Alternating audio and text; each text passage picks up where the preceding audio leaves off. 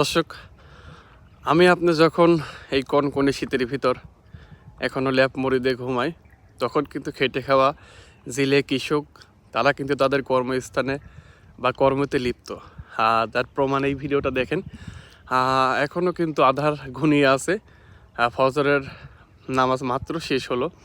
এদিকে কিন্তু এই যে কনকনে শীতের ভিতর পদ্মা নদীতে জেলে ভাই তিনি কিন্তু তার কর্মজীবীদের তাগিদেই তার যে এখানে যে আমরা দেখতে পারছি চায়না জাল কিন্তু তিনি পাইতে রাখছে। এই মৌসুমে আসলে চায়না জাল কখনো কেউ পাতে না। উনি আসলে এক মুঠো জীবিকা বা আহরের তাগিদাই কিন্তু অনেক আশা নিয়ে জাল ফেলাইছে পদ্মা নদীতে। আমরা দেখব সে কী রকম মাছ পাইছে। এই শীতের সিজনে আসলে পদ্মা নদীর মাছ এমনি যে সিজন আছে না, বর্ষার সিজনে সে তুলনামূলক 10 কেজি পালে এখন কিন্তু এক পোয়াও পায় না। সে তুলনামূলক উনি কী মাছ পাচ্ছে আমি সরাসরি দেখাবো এবং ওনার সাথে কথা বলবো। এই যে কনকনে শীতের ভিতর আমার গায়ে 2-3টা পোশাক এবং কান টুপি, গলায় টুপি, তবুও কিন্তু আবার শীতে থাকতে পারতেছি না। কিন্তু উনি আসলে এর ভিতর কীভাবে করতেছে দেখাবো। কি ভাই, আপনি এই টাইমে তো কেউ চায়না পাতে না, সো এই টাইমে আপনি চায়না পাতেছেন, মাছ কি হচ্ছে?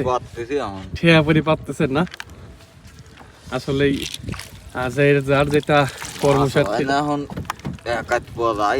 যে একটা টোন দেখতেছি আমরা, রিজিকের মালিক আল্লাহ নাকি? আল্লাহ তো রিজিক দেয় এখান থেকে, রিজিকের মালিক তো আল্লাহ। রিজিক এখান থেকে হয় না মোটামুটি, যাই হোক 2-400 উঠে হওয়া, যাই হোক তাও তো আল্লাহ দেখছে। এই যে মাশাআল্লাহ খুবই সুন্দর মাছ। এখন তো শীতের সিজনে নদীর মাছের অনেক দাম এবং খাতেও কিন্তু অনেক সুস্বাদু।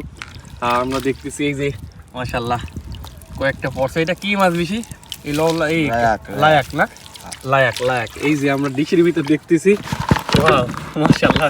যাই হোক আল্লাহ কিছু রিজিক দিছে, হয়তো বা 400-500 হবে নাকি, ওই রকম হবে না।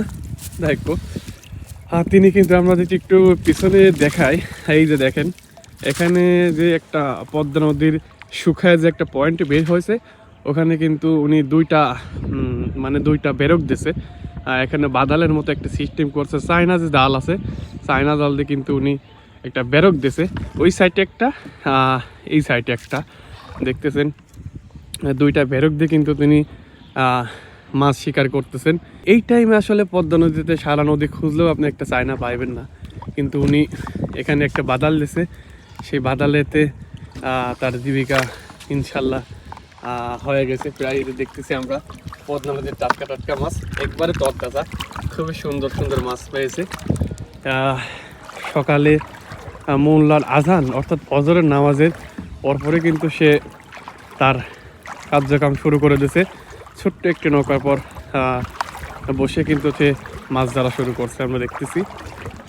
এবং সামনে একবারে শেষ পর্যায়ে আর একটা হয়তো বা 2টি আছে, তাই ঝাললি শেষ। দেখি কি মাছ পাইছে এবং সরাসরি কিন্তু আমি আপনাদেরকে দেখাচ্ছি, কোনো কাটছাট নাই, একদম র ভিডিও। আমার তো শীতে কাপড় উঠে গেছে।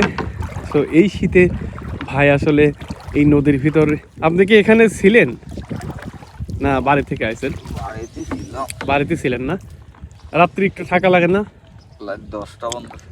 রাত 10টা পর্যন্ত থাকেন না? আচ্ছা দেখি আর একটা টোপ উনি কিন্তু খুলতেছে। চায়না দোয়ার যেটাকে বলি আমরা, মাথায় আসি মাছগুলা জড়ো হয়ে থাকে। দেখি এখানে কি পাইছে। যাই হোক মাশাআল্লাহ, আল্লাহ কিছু দিয়েছে, যে আসানি পাতেছে হয়তো কিছু আল্লাহ দিয়েছে। আমরা দেখতেছি কি মাছ পাইছে আমি যদি একটু দেখাই। লায়াক পাইছে, তারপরে আপনার বিভিন্ন প্রকারের যে নদীর মাছগুলো আছে, খুবই সুস্বাদু মাছ। শীতের সিজনে বিভিন্ন প্রকারের সবজি, তার সাথে যদি এই পদ্মা নদীর এই ছোট মাছ যদি হয়, চুরি করলে আর কি লাগে নাকি ভাই?